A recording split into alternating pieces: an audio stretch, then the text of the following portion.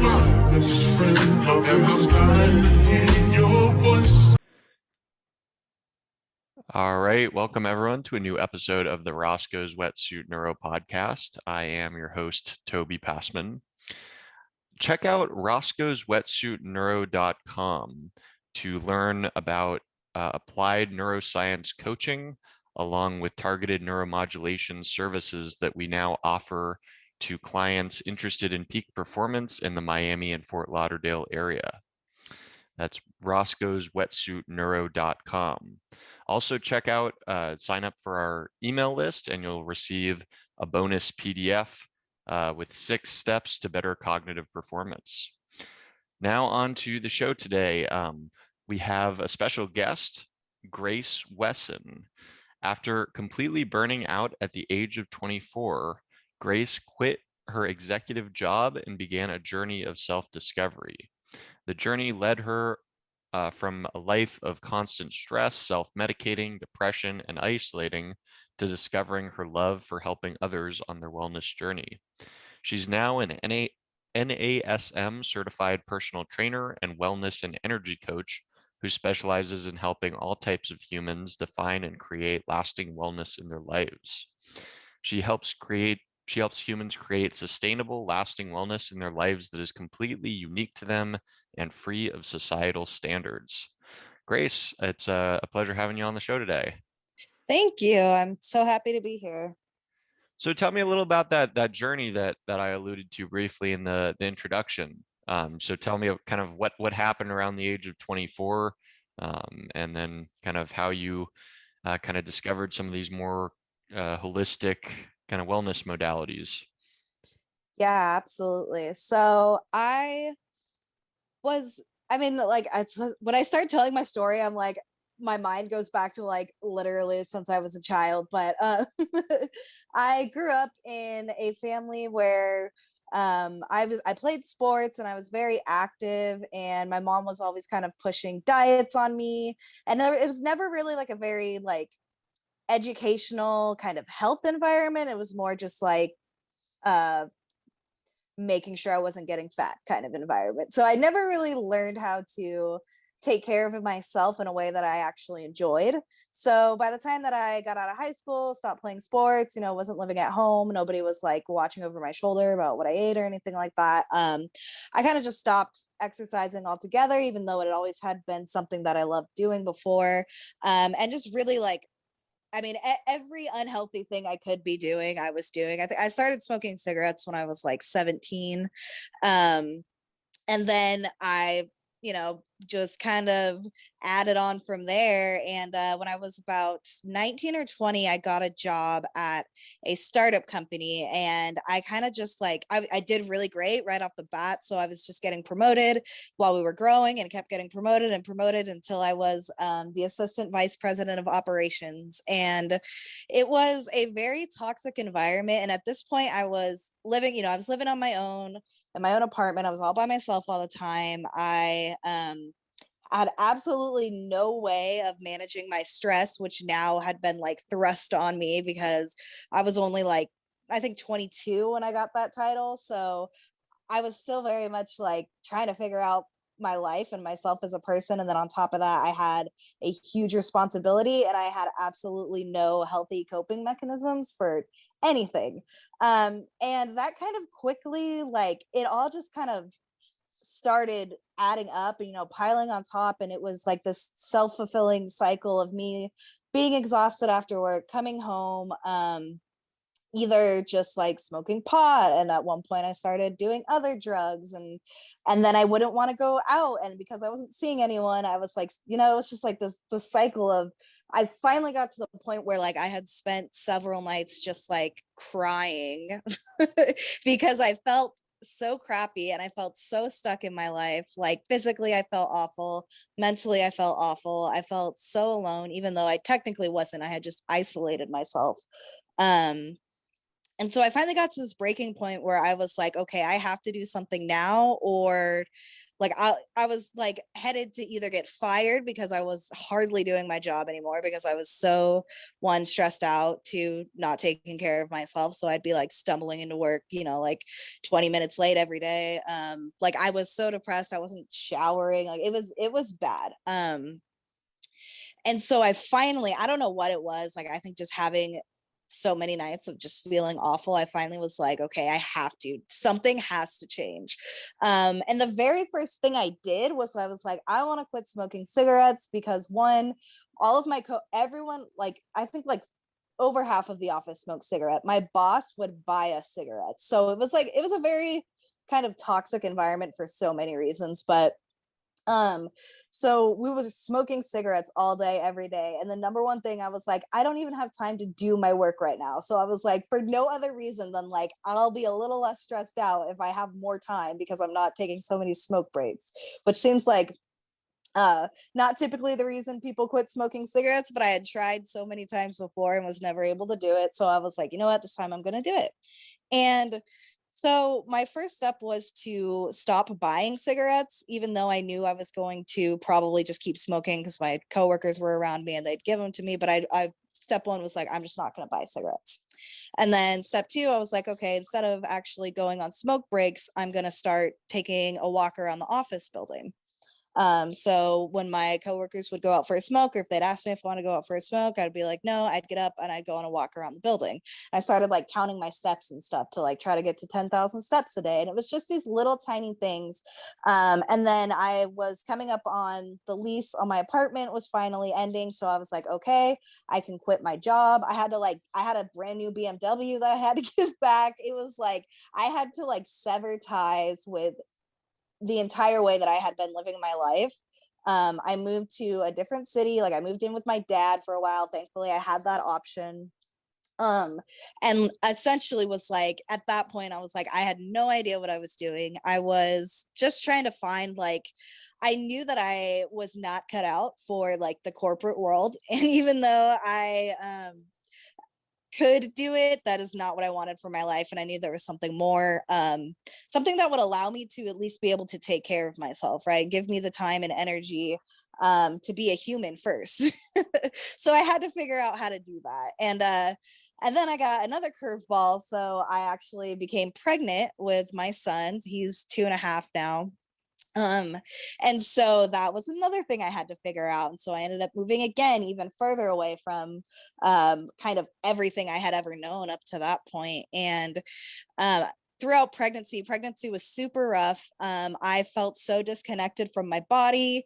I was just so, I had barely gotten out of like my very awful feeling stage and then like kind of into another one, even though this one was for like an entirely different reason, and a good reason, because my son is awesome and I love him and it's such a blessing to have him. And honestly, it was a blessing because that kicked my ass into gear. Like, I'm sorry, I don't know if I can say ass on your podcast, but it really kicked me into gear. And so, but the pregnancy was rough and I was sick the whole time and it was awful. And I could not wait to just have my body back. And that's really what started it. So once I had my son, I was like, all right, I'm doing this. Like, I got really into working out in the gym and lifting weights. And I had this goal of weight loss. And because, you know, I don't even know how much weight I gained while I was pregnant, probably like 70 pounds or 60 pounds or something like that. So, you know, my first goal was like, okay, this is about losing weight. And so I lost all my pregnancy weight. And I was like, you know, I really love being in the gym. I love working out. I want to be a personal trainer, but I can't until I'm more fit because no one's going to take me seriously like the way that I look right now, was my thinking. And I just remember one day my boyfriend was like, why don't you just become a personal trainer now? Like, you could just do that, you know? And I was like, wow, you're right. I could. So I got my certification through the National Academy of Sports Medicine. And I kind of, and at that point, I was still thinking I just wanted to lose more weight. And I kind of then had another like mental transformation of realizing that everything that I had done in my life up to that point that had to do with exercising or being healthy or anything like that was something that had been forced on me, was something that I hated doing. And it was something that I myself, like personally, didn't even have weight loss goals while I was growing up, but I had weight loss goals given to me. And so I came to this realization that like losing weight was not my goal, and it shouldn't have to be the goal for anyone who wants to have a healthy life, or even just feel well on the inside and the outside. So it was, I see so much out there where it's being pushed, weight loss is being pushed, or even just like getting toned or getting lean, whatever it might be. And in the wellness industry, it's like drink this shake and do this juice cleanse and all this kind of stuff. And it's like, even if that stuff did work or was healthy, which a lot of it is not, the weight loss itself is not going to solve all your problems. And it's not even, you know, I call myself fat all the time because I am, and I have no problem with that word. And so being fat is not the source of any of my struggles in life, other than, you know, getting treated certain ways. But a lot of my issues were internal. They were personal to me. And I had to really start to learn who I was and what I enjoyed and what lit me up, and then chase after those things and let go of these goals and expectations that were not my own, in order to really develop the kind of life that, you know, made me feel good. It's like my wellness should make me feel well. That's what I tell people. I'm like, if you're doing something in your wellness routine that makes you feel crappy, that's not wellness. That's not good. So you're much more likely to pick up a habit or maintain any sort of routine if it's full of things that you really love and enjoy doing. So that's kind of where I started to aim my coaching and my programs, and that's what led me here today. So here we are. That was kind of a long story, but that's the whole thing. Right on. Well, one of the things you mentioned, you just mentioned as far as like some of those goals, such as like, you know, weight loss being something that's sort of imposed, you know, kind of by an outside influence. Like they might not necessarily be like internally what you need to feel happy. Tell me a little about kind of like that realization process and like recognizing, you know, what society or maybe parents or friends or whatever, whomever outside of yourself deems, you know, good, you know, might not equate to what, you know, is going to bring you internal happiness. Yeah, I think it was, so after I lost 50, 60 pounds after pregnancy and going on a diet and hitting the gym, I kind of like was just reflecting on my life, and my entire life has been a series of gaining and losing essentially like the same 80 pounds, like no joke. Like sometimes I'm super skinny, sometimes I'm plus 80 pounds. And I've never, ever in my life been able to maintain that for longer than a couple of years, or even less than that usually. And when I was back into the gym and I was working out, I realized that like I felt amazing.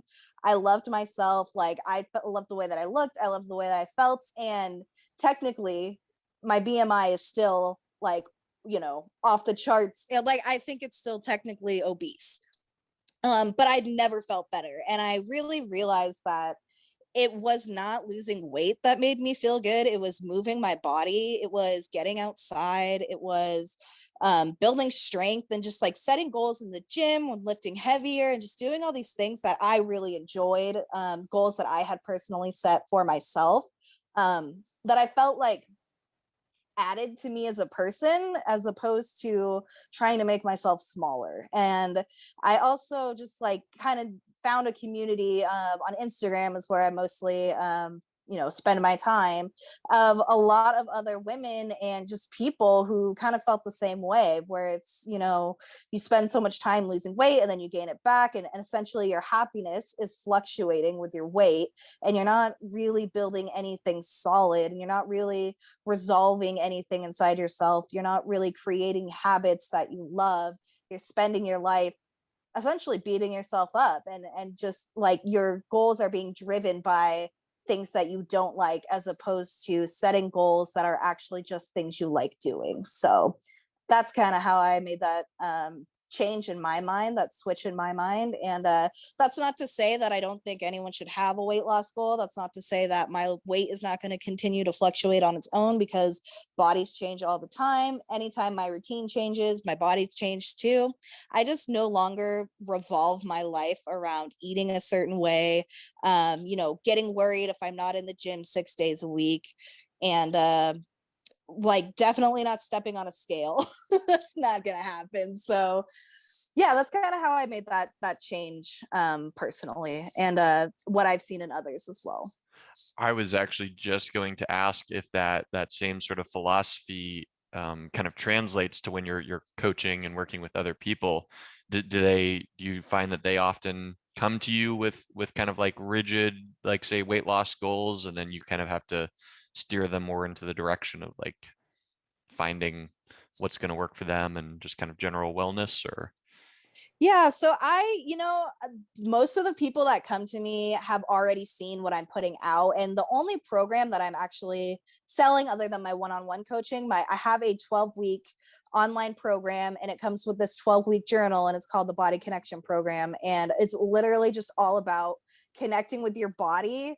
And it has nothing to do with, you're not taking before and after pictures, none of that typical kind of weight loss stuff that goes into it. And so I think that I've, at this point, and obviously the people who I do work with, and even myself, like we still have all of these things that have been instilled in us, right, in our entire lives, just from society, family, friends, whoever it might be. So it's not like you see that and you're like, oh cool, I'm not worried about weight loss anymore. It's like a very long transformation journey and kind of an everyday thing.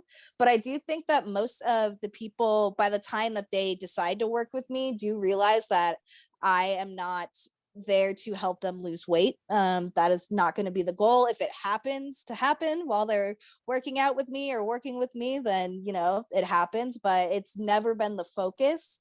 And I think that a lot of the people I work with are very, like, that's what they're looking for. So when they start working with me, they're so relieved to not have that pressure of like, every week you're going to step on the scale, and if you didn't go down, I'm going to ask you what you ate every day, and you're going to show me your food log, and then we're going to work out super hard, and if you go on vacation, you better not mess up, and just all these things that you would get if like you went into one of those big box gyms and worked with a personal trainer there. So it's definitely something that I see in everyone that I work with, that it is pretty ingrained in them. But the people who do come to me are typically the ones that are already trying to get away from that.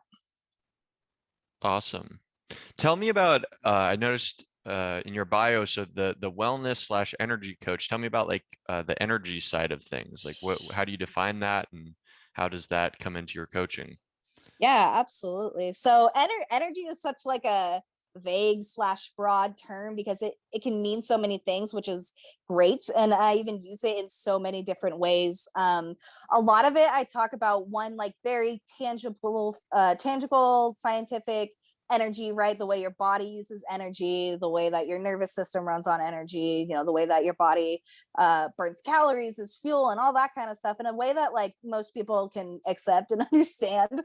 And then I do get like a little bit woo woo with it, or whatever people like to say these days. And I've noticed that for me personally, I think this is why I love working out and everything. Like I'm a very like, I don't even know how to say it, like body person. Like my physical existence is like very much something I'm in tune with. It's very much something that I don't know, like I'm a very grounded person, and it's a weird thing to explain, but I need to move my body. I need to use my body. Feel like physical sensations are very important to me.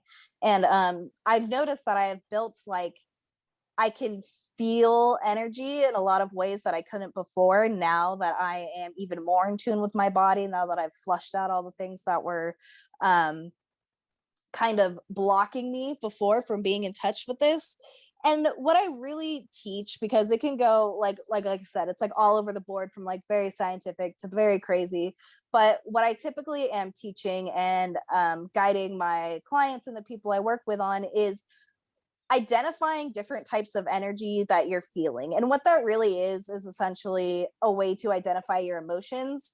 But I use the term energy. So, you know, some days your physical energy might be low, or your mental energy is low, or your emotional energy. And I have like, I think it's like 6 different types of energies that I identify. And then I teach you how to discover what that feels like when they're low for you or when they're high for you. And so you can pay attention to the way that it's fluctuating throughout the week or the month. And then you can start to see, okay, I know that if I get outside and take a walk every day, like my mental and my physical energy is higher. So then you can start to incorporate those things into your wellness routine. And then you can start to essentially manipulate your energy as needed. So it's kind of this way of, one, just being emotionally aware and physically aware of your body, and then 2, just getting really introspective and learning about yourself and what things are good for your body and what things make you feel good and what things are good for your mental health, because it's so different from person to person. And I'm not going to know what's good for every single person. I'm not them. But what I can do is give them the tools and teach them how to discover that for themselves and then take that further on in their life. How do you feel like wellness routines, you know, so like working out, hitting the gym or diet, like how do you see that affecting mental health? Because obviously, you know, there's Oh, clearly a yeah. connection there, but I'm curious to just hear your take on that connection. Yeah, absolutely. For me, okay, so moving your body in general, working out, it increases, right, the endorphins in your body. So that alone is going to make you feel better for a period of time, right? So that, like, while you're working out, for the hour after you're working out, you're kind of riding that adrenaline high still, and that's a good boost, especially as someone who used to kind of get adrenaline in other ways that were not very healthy. Being able to do something where, you know, you still kind of feel like you're getting that like extra jolts, but it's actually good for you, that alone is like something that builds upon itself the more you do it. And I think that it kind of also ties into, once you do start moving your body or finding something that you love doing, even if it's like rollerblading or dancing or whatever it is, then you kind of start to set goals in that as well. And as you achieve those goals, that also, you know, sets off all those little chemicals in your brain that make you feel good as well. And just being outside is another thing. So if you're making an effort to walk outside or whatever that may be, I do think it's very important for your mental health to move your body in some way. But what that way is absolutely dependent on the individual and what they enjoy doing. Otherwise, it could be detrimental. So, and then as far as diet goes, I never talk about food because that's like out of my lane, right? So I like to stay in my lane. I am not any kind of registered dietitian. I'm not a nutritionist. I don't have specialties in that. I don't claim to know what's good and what's bad, other than, you know, kind of the basic science of things. And obviously it's very different from individuals. But one thing I will teach is like, how do you feel when you're eating these certain things? Does that make your stomach hurt? Do you feel sluggish afterwards? You know, is there something else that you could eat instead? Are there other things that you enjoy that maybe you've been neglecting because you're just stuck in a habit of getting whatever after work every day, and really just want like a nice fruit smoothie or something, so you could go home and do that? And really just focusing again on putting things into your body that make you feel good. What that is exactly, I don't know, but it's like one of those things where you start paying attention to how you're feeling and what you're eating, and then from there you can kind of say, oh, you know what, I realized I always feel like crap after I eat hamburgers or whatever, so maybe just I'm going to try not to eat some of them. And then if you realize that you're feeling so much better after you're not eating those as much, it's going to be a lot easier to just move on and start eating something else because you want to keep feeling good. So that's kind of my take on the food stuff. I like I said, I've had a crazy relationship with dieting, so I finally am to the point now where that is not something that I'm doing, and I have like a stable relationship with eating. But that's not to say that I'm always great at it, and that's not to say that I don't sometimes think about my weight or think about how the food might relate to my weight. Like I said earlier, that's still something that I and everyone who's spent the past, you know, 30 years having a very specific goal or a very specific thing drilled into their mind, it takes a lot to undo that. Yeah, I don't know where I was going with that. I didn't wrap it up very well, but that's where I see as far as food fitting into mental health, because for me personally, strict dieting was very much a harm to my mental health. And there's plenty of other people who have been harmed by that and developed eating disorders and disordered eating and just unhealthy habits and relationships with food, to the point where you can't even just function like a human being, and go to a family gathering and have a hamburger or anything like that, because you're so worried about your calorie intake or your macros or what may be. And I know some people who thrive on that, they love that, and that's great for them, but that shouldn't be the message that's preached to everyone from a well-rounded wellness perspective. I had a doctor, a holistic doctor, I believe it was Michelle May on the show a couple months ago, who she preaches kind of mindful eating, and the whole show was talking about that exact thing of people getting so caught up in the macros and just all the specific little details of what I should eat or what I shouldn't eat, whereas her philosophy was just kind of taking a different approach to eating and kind of you know is this food making me feel good? Is this diet pattern making me feel good? So that definitely aligns, I think, with what you're talking about here. Yeah, absolutely. And there are people who are, like you said, like the specific intuitive eating coaches and things like that, who have a whole system. I've never even like taken one of those classes, but I know they're out there. But yeah, it's more in line with like, how can you live a life that is comfortable and relaxed, where you're not constantly worrying about food, but you're also putting things in your body that give you energy, that give you that brain power, that make you feel good and aren't doing the opposite to you. And yeah, I think that's a lot of learning how to eat. Like, you kind of have to relearn how to have a positive relationship with food after so many years of being ingrained in diet culture and things like that. So absolutely. Tell me about your podcast, Weights, Wellness, and Witchery. Tell me about kind of what inspired you to start that, and kind of what the podcast is. Yeah, absolutely. So I actually, after I had my son, I tried to start a podcast, and it was called the Mom Guilt Guillotine podcast. And so I was very much wrapped up in like new mom stuff, and I was experiencing all these things that you do as a new mother. And so I was like, I'm gonna start a podcast. I'm gonna talk about all these things. And then COVID hit, and like everything just like hit the fan, and I was like, you know what, I don't have the energy for that right now. I just kind of like threw it to the side. And ever since then, like, I have always wanted to do a podcast again, but I was always kind of afraid that like I couldn't keep it up, which was kind of what happened with the last one. Like, I just wasn't feeling it. I couldn't come up with topics. I couldn't get people on to interview. It just like wasn't sticking. It wasn't hitting. I didn't even like care about it by the end. And I think I only put like 5 episodes out on that first podcast. And then just recently, somebody else who I have connected with over Instagram, she's a personal trainer, and she had me on her podcast a few months ago, and we did an interview, and I had such a blast. And I was like, you know what, like, it's time. I'm feeling it.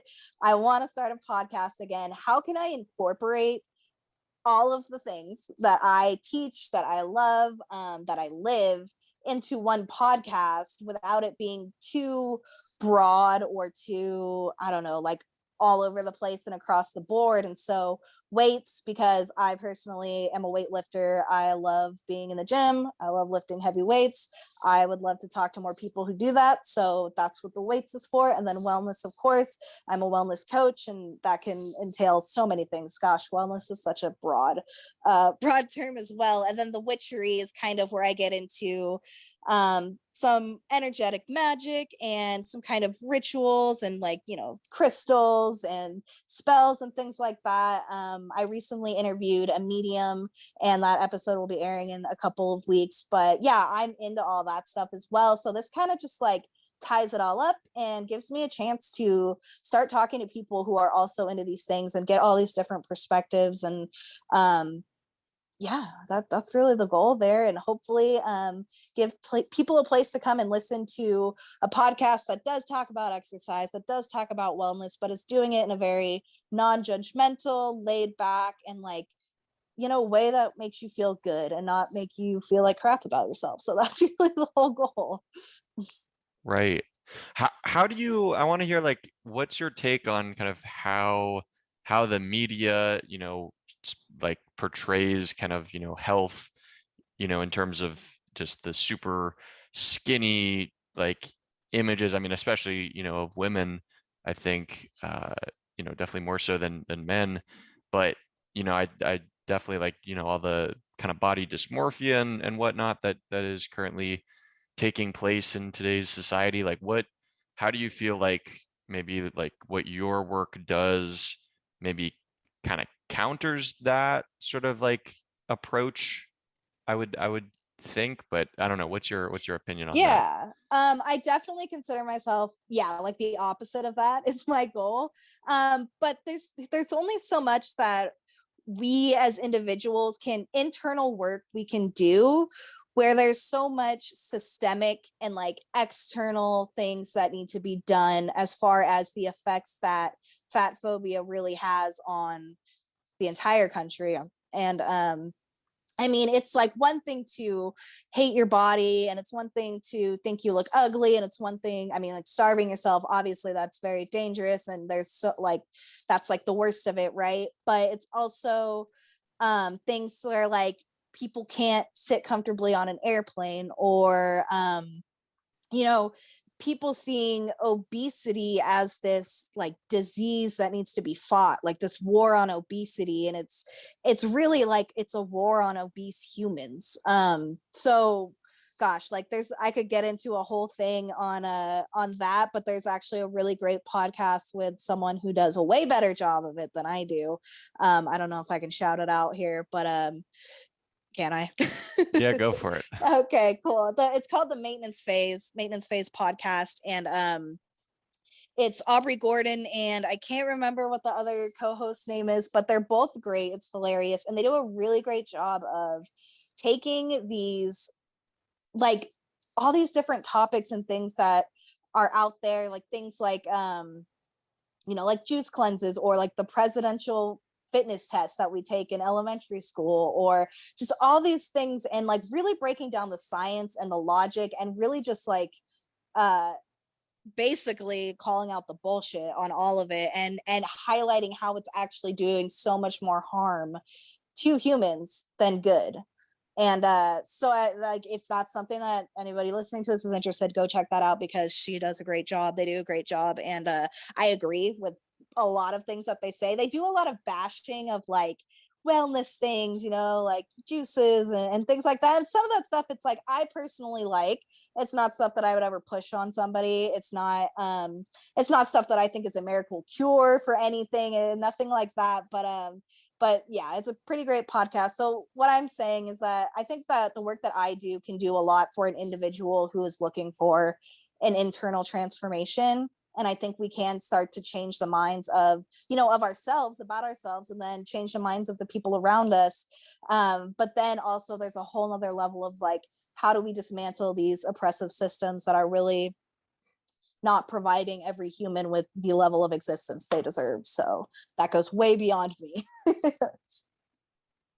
Well, Grace, any last thoughts before we wrap up? Anything to do with kind of wellness, weight loss, dieting, anything that we've kind of covered today, before we wrap up the show?